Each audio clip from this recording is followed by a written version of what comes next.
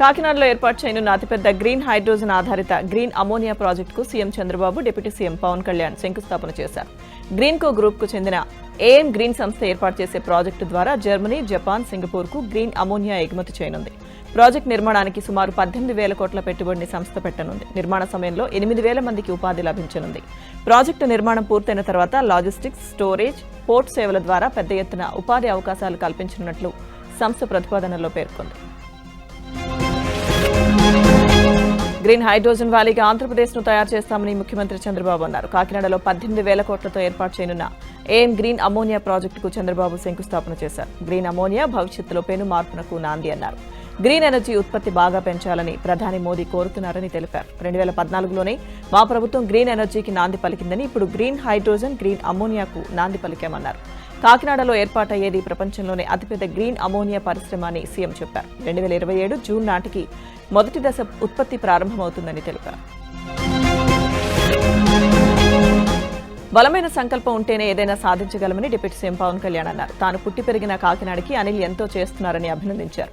అనేక కష్టాలను తట్టుకుని ఏఎం గ్రీన్ కంపెనీ పెట్టారన్నారు. పర్యావరణాన్ని పరిరక్షించుకుంటూ ముందుకు వెళ్తున్నామన్నారు. గ్రీన్ హైడ్రోజన్ దిశగా వేసే అడుగులు చాలా కీలకమన్నారు.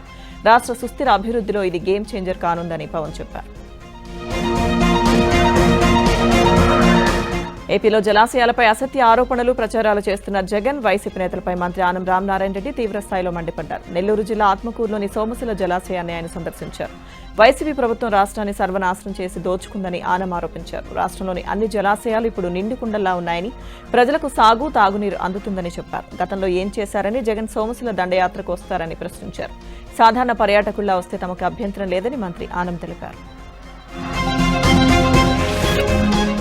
నెల్లూరు జిల్లా మనుబోలు మండలం వీరంపల్లి పంచాయతీలోని కొండపాలెం, వీరంపల్లి అరుంధతి వాడలో మెట్టు రవీంద్రారెడ్డి దాతృత్వంతో ఏర్పాటు చేసిన తాగునీటి శుద్ధి కేంద్రాలను ఎమ్మెల్యే సోమిరెడ్డి చంద్రమోహన్ రెడ్డి ప్రారంభించారు. ఈ సందర్భంగా ఏర్పాటు చేసిన సభలో మాజీ మంత్రి కాకాని గోవర్ధన్ రెడ్డి అనుచరుడు చేసిన అరాచకాలపై సోమిరెడ్డి మండిపడ్డారు. కాకాని అనుచరుడి వ్యాఖ్యలకు తట్టుకోలేక 10 కుటుంబాలు గ్రామ వదిలి వెళ్లిపోయాయని తెలిపారు. సర్వేపల్లిలోని 11,85,00,000 వ్యయంతో అభివృద్ధి పనులు మొదలుపెట్టామని ఎమ్మెల్యే సోమిరెడ్డి తెలిపారు.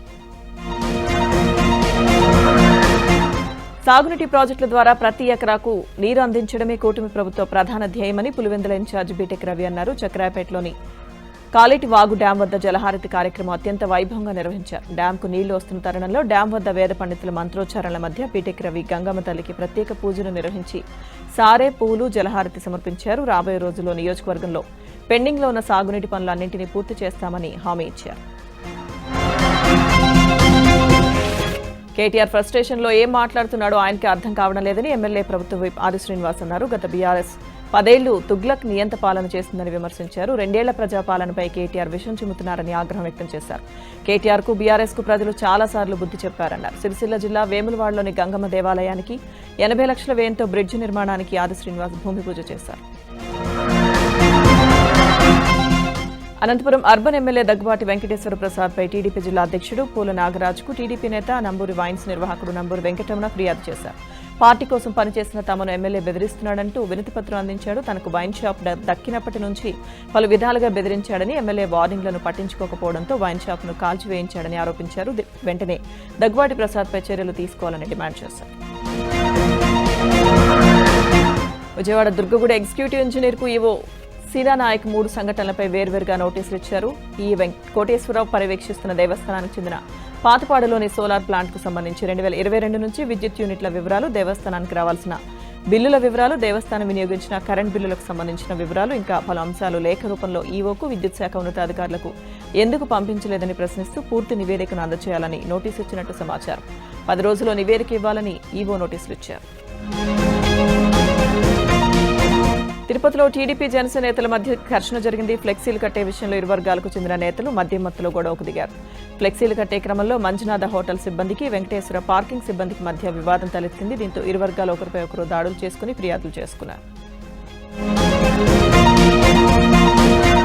ఏపీ లిక్కర్ స్కామ్ లో కీలక పరిణామం చోటు చేసుకుంది. వైసీపీ మాజీ ఎంపీ విజయసాయిరెడ్డికి ఈడీ నోటీసులు ఇచ్చింది. ఏపీ లిక్కర్ స్కామ్ లో ఈ నెల 22న విచారణకు హాజరు కావాలని ఈడీ నోటీసులు పంపింది. లిక్కర్ స్కామ్ లో విజయసాయిరెడ్డి పాత్రపై ఈడీ దృష్టి సారించింది. మద్యం కుంభకోణంపై ఇప్పటికే విచారణ చేపట్టిన ఈడీ ఈ స్కామ్ లో భారీగా హవాలా, మనీ లాండరింగ్ జరిగినట్లుగా ఆరోపిస్తుంది. దీంతో ఈ కేసులో విజయసాయిరెడ్డి పాత్ర ఏంటనే దానిపై ప్రశ్నించేందుకు నోటీసులు. సంక్రాంతి వేళ మందుబాబులు పండుగ చేసుకున్నారు. పండుగ 3 రోజులు ఏపీలో మందుబాబులు మద్యంలో మునిగి తేలినట్టు కనిపిస్తోంది. సాధారణ రోజులతో పోలిస్తే మద్యం అమ్మకాలు రెట్టింపయ్యాయి. కోడిపందాల బరులు పెరగడం కూడా ఈ విక్రయాలపై ప్రభావం చూపింది. ఇతర రాష్ట్రాల నుంచి నాన్ డ్యూటీ పెయిడ్ లిక్కర్ రాకుండా ఎక్సైజ్ శాఖ పటిష్ట చర్యలు చేపట్టింది. వీటన్నిటి కారణంగా ఏపీలో మద్యం అమ్మకాలు బాగా పెరిగాయి. ఏపీలో రోజు 85 కోట్ల అమ్మకాలు జరుగుతాయి. సాధారణ రోజుల్లో జరిగే అమ్మకాల కంటే జనవరి 9వ తేదీ నుంచి 16వ తేదీ వరకు రెట్టింపు పెరిగాయి. వారంలో 877 కోట్ల లిక్కర్ విక్రయాలు జరగగా భోగి, సంక్రాంతి, కనుమ రోజుల్లోనే 438 కోట్ల మద్యం అమ్మారు. భారత తొలి ప్రధాని నెహ్రూ సాగునీటి ప్రాజెక్టు విద్యకే తొలి ప్రాధాన్యత ఇచ్చారని, తమ ప్రభుత్వం కూడా వాటికే ప్రాధాన్యత ఇస్తుందని సీఎం రేవంత్ రెడ్డి అన్నారు. మహబూబ్ నగర్ జిల్లా జడ్చర్లలో ఇంటిగ్రేటెడ్ రెసిడెన్షియల్ స్కూల్, చిట్టుబోయినపల్లిలో IIIT నిర్మాణానికి సీఎం భూమి పూజ చేశారు. అనంతరం ప్రభుత్వ పాఠశాలలు, కళాశాలల విద్యార్థులతో సీఎం రేవంత్ రెడ్డి ముఖాముఖి నిర్వహించారు. విద్యతోనే సమాజంలో గౌరవం లభిస్తుందని, నిబద్ధత లేని చదువుల వల్ల ప్రయోజనం ఉండదన్నారు. ప్రతి విద్యార్థి కష్టపడి చదువుకోవాలన్నారు. 25 ఏళ్లు కష్టపడి చదివితే 75 ఏళ్ల వరకు గౌరవంగా జీవించవచ్చని విద్యార్థులకు సూచించారు. కాంగ్రెస్ నేత జగ్గారెడ్డి కీలక వ్యాఖ్యలు చేశారు. ఇకపై సంగారెడ్డి నుంచి పోటీ చేయబోనని తేల్చెప్పారు. రాహుల్ గాంధీ వచ్చి తనను గెలిపించాలని కోరినా ఓడించారని, తన ఓటమికి కారణం ఇక్కడి మేధావులు, పెద్దలే అన్నారు. ఇక సంగారెడ్డిలో తన భార్య పోటీ చేసినా తాను మాత్రం ప్రచారం చేయబోనని స్పష్టం చేశారు. సికింద్రాబాద్ కార్పొరేషన్ కోసం బీఆర్ఎస్ చేపట్టిన ర్యాలీని పోలీసులు అడ్డుకున్నారు. సికింద్రాబాద్ మున్సిపల్ కార్పొరేషన్ ఏర్పాటు చేయాలని డిమాండ్ చేస్తూ మాజీ మంత్రి తలసాని ఆధ్వర్యంలో సికింద్రాబాద్ రైల్వే స్టేషన్ నుంచి ఎంజీ రోడ్లోని మహాత్మాగాంధీ విగ్రహం వరకు భారీ శాంతి ర్యాలీకి నేతలు బయలుదేరారు. అయితే తమను పోలీసులు అడ్డుకున్నారని మాజీ మంత్రి కేటీఆర్ అన్నారు. జంట నగరాల అస్తిత్వం దెబ్బతీస్తే ఉపేక్షించబోమన్నారు. ప్రజలకు నిరసన హక్కు లేకుండా చేశారని, ప్రజల దీవెనలతో బీఆర్ఎస్ మళ్లీ అధికారంలోకి వస్తుందన్నారు. రేవంత్ రెడ్డి ప్రభుత్వం తుగ్లక్ పనులు చేస్తుందని ఆరోపించారు. సోషల్ మీడియా ఇన్ఫ్లుయెన్సర్లకు హైదరాబాద్ సిపి సజ్జనార్ వార్నింగ్ ఇచ్చారు. లక్కీ డ్రాల పేరుతో కార్లు, బైక్లు, ఫ్లాట్లు, డీజేలు ఇస్తామంటూ సోషల్ మీడియాలో ఇన్ఫ్లుయెన్సర్లు ఫేక్ లక్కీ డ్రాలు నిర్వహిస్తుండటంపై ఆగ్రహం వ్యక్తం చేశారు. మోసాలకు పాల్పడితే కఠిన చర్యలు తప్పవని, సెలబ్రిటీలు, సోషల్ మీడియా స్టార్లు అయినా చట్టం నుంచి తప్పించుకోలేరంటూ సజ్జనార్ హెచ్చరించారు. హైదరాబాద్ చాదర్ఘాట్ భాగ్య మెమోరియల్ గర్ల్స్ హైస్కూల్ 83వ వార్షికోత్సవ కార్యక్రమం గ్రాండ్ గా జరిగింది. ఈ కార్యక్రమానికి కేంద్ర మంత్రి కిషన్ రెడ్డి ముఖ్య అతిథిగా హాజరయ్యారు. 1977 నుంచి ఈ ప్రాంతంలో తాను వ్యక్తిగతంగా తిరిగానని, ఈ పరిసరాల్లో ఎన్నోసార్లు పర్యటించానని కిషన్ రెడ్డి తెలిపారు. ఇన్నేళ్లకు మళ్లీ ఈ స్కూల్కు రావడం సంతోషంగా ఉందన్నారు. ఎన్నో సామాజిక ఉద్యమాలకు ఈ స్కూల్ భవనం వేదికైందని అన్నారు. సామాజిక మార్పు కోసం ప్రారంభించిన ఇలాంటి విద్యా సంస్థలను కాపాడుకోవాల్సిన బాధ్యత మనపై ఉందన్నారు. బీఆర్ఎస్ నేత మాజీ మంత్రి జోగు రామన్నను పోలీసులు అరెస్ట్ చేశారు. ఉదయమే ఆయన ఇంటి వద్దకు పోలీసులు భారీగా చేరుకుని ఆయన ఇంటి నుంచి బయటకు రాకుండా అడ్డుకున్నారు. సీఎం రేవంత్ నిన్న ప్రారంభించిన చెనాక కొరాటా బ్యారేజ్ను శుద్ధి చేస్తామంటూ జోగు రామన్న ప్రకటించడంతో పోలీసులు అలర్ట్ అయి ఆయన హౌస్ అరెస్ట్ చేశారు. అనంతరం అరెస్ట్ చేసి పోలీస్ స్టేషన్కు తరలించారు.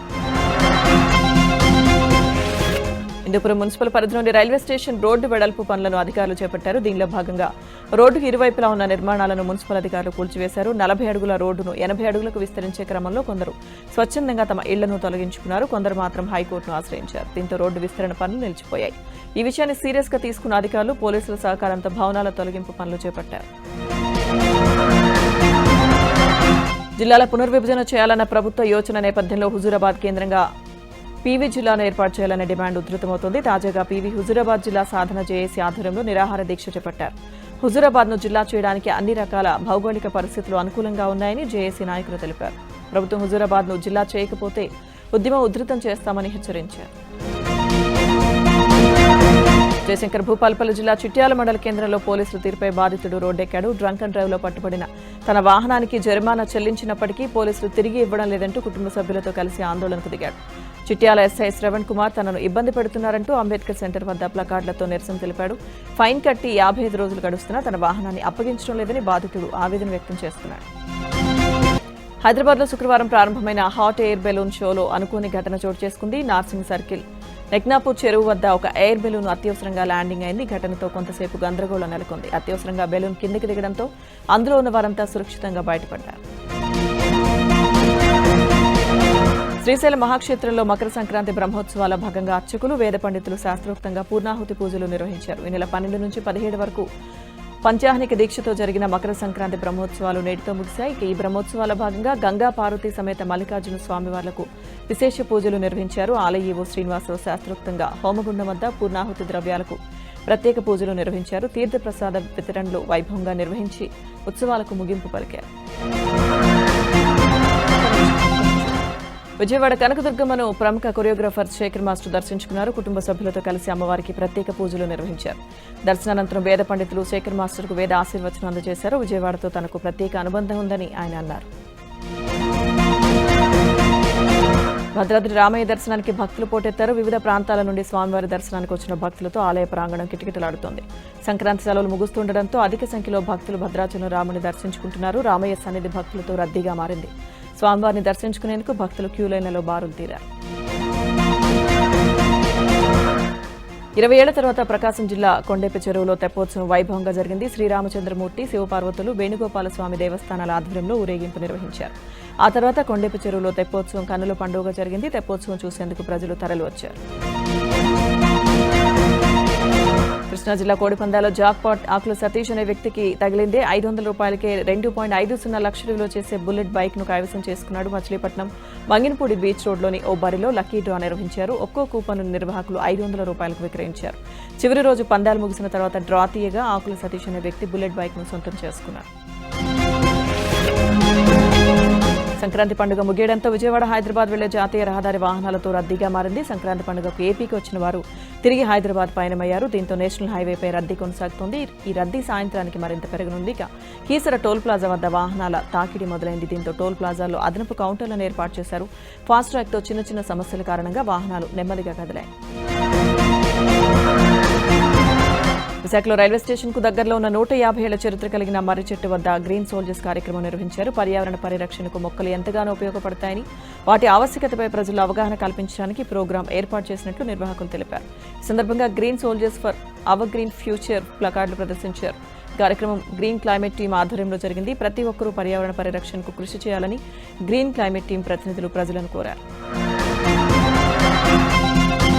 సిద్దిపేట జిల్లా జగదేవ్పూర్ మండలం దౌలాపూర్ పరిసర ప్రాంతాల్లో పులి అడుగుజాడలు స్థానికులను భయాందోళనకు గురిచేస్తున్నాయి.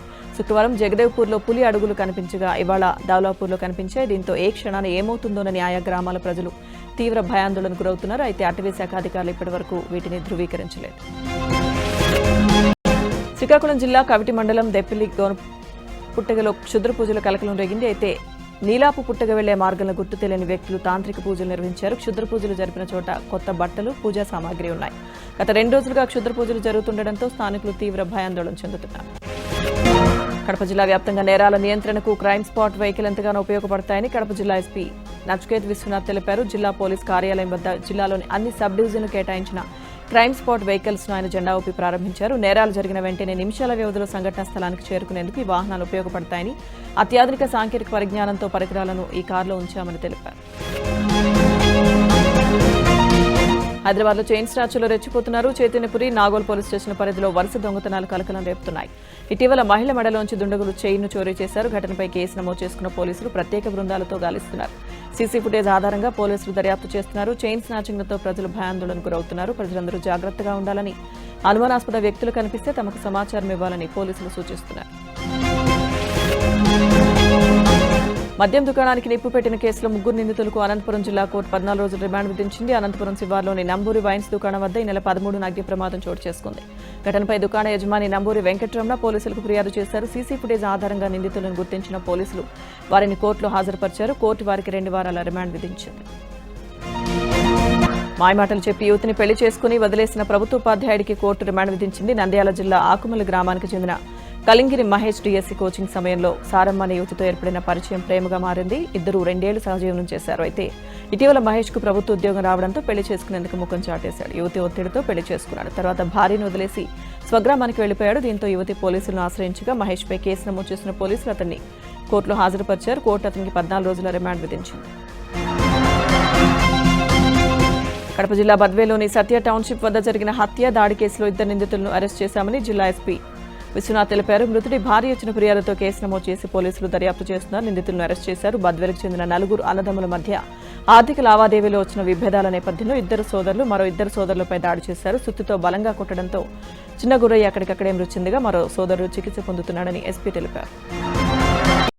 దేశంలోని తొలి వందే భారత్ స్లీపర్ రైలును ప్రధాని నరేంద్ర మోదీ జెండా ఊపి ప్రారంభించారు. పశ్చిమ బెంగాల్లోని మాల్దాలో పర్యటించిన ప్రధాని హౌరా గౌహతి మధ్య తిరిగే వందే భారత్ స్లీపర్ రైలును ప్రారంభించారు. స్లీపర్ రైలుకు ఆయన వర్చువల్గా పచ్చ జెండా ఊపారు. వందే భారత్ స్లీపర్ రైల్లో పిల్లలు విద్యార్థులతో ప్రధాని ముచ్చటించారు. ఇక వికసిత్ భారత్ అనే నినాదానికి వందే భారత్ స్లీపర్ ట్రైన్ ఓ మోడల్ అని అన్నారు. టెక్నాలజీ పరంగా ముందుకు వెళ్తున్నామన్నారు. ప్రజలకు సౌకర్యవంతమైన ప్రయాణాన్ని అందించేందుకే వందే భారత్ స్లీపర్ రైలును ప్రారంభించినట్లుగా మోదీ తెలిపారు.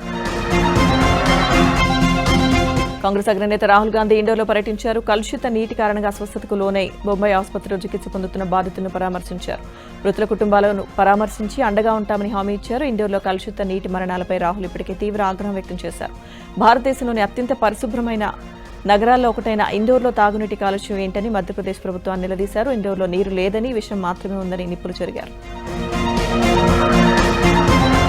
బృహన్ ముంబై మేయర్ పీఠం కోసం రాజకీయ పార్టీలు క్యాంపులు మొదలుపెట్టాయి. మహాయుతి కూటమికి మ్యాజిక్ ఫిగర్ దాటడంతో మేయర్ పీఠం కోసం deputy CM Eknath Shinde camp రాజకీయాలు మొదలుపెట్టారు. శివసేన నుంచి గెలిచిన కార్పొరేటర్లను ఓ 5-స్టార్ హోటల్లో ఉంచారు. మరోవైపు బీజేపీకి మేయర్ పదవి దక్కకుండా కాంగ్రెస్ కూటమి ప్రయత్నాలు మొదలుపెట్టింది. కాంగ్రెస్ 24 వార్డులు, శివసేన యూపీటీ 65, ఎంఎన్ఎస్ 6 సీట్లు, Sharad Pawar party 4, MIM 8, SP 2 సీట్లను గెలుచుకుంది. ఇక బీజేపీ 89 స్థానాలు గెలుపొందగా షిండే శివసేన 29 స్థానాలు గెలుచుకుంది. అయితే మేయర్ పీఠం ఎవరికి దక్కుతుందో అన్న ఉత్కంఠ నెలకొంది. ఇరాన్లో అల్లర్ల నేపథ్యంలో అక్కడ చిక్కుకుపోయిన భారతీయులను కేంద్రం సురక్షితంగా వెనక్కి తీసుకొస్తుంది. టెహ్రాన్ నుంచి ఢిల్లీకి ప్రత్యేక విమానం ఏర్పాటు చేసింది. విద్యార్థులు సహా 10,000 మంది భారతీయుల తరలింపు ప్రక్రియ మొదలైంది. ఈ క్రమంలోనే తొలి విడతగా పలువురు భారతీయులు ఢిల్లీ విమానాశ్రయానికి చేరుకున్నారు. ఇరాన్ కరెన్సీ రియల్ విలువ పడిపోవడం, ఆర్థిక పరిస్థితులు దిగజారడంతో అక్కడ ప్రజలు రోడ్లపైకి వచ్చి నిరసనలు చేస్తున్నారు. ఈ అల్లర్ల కారణంగా అక్కడ ఉన్న సుమారు 10,000 మంది భారతీయుల భద్రతపై ఆందోళన నెలకొంది. ఈ నేపథ్యంలో వారందరినీ భారత్ తీసుకొచ్చేందుకు ఏర్పాట్లు చేశారు.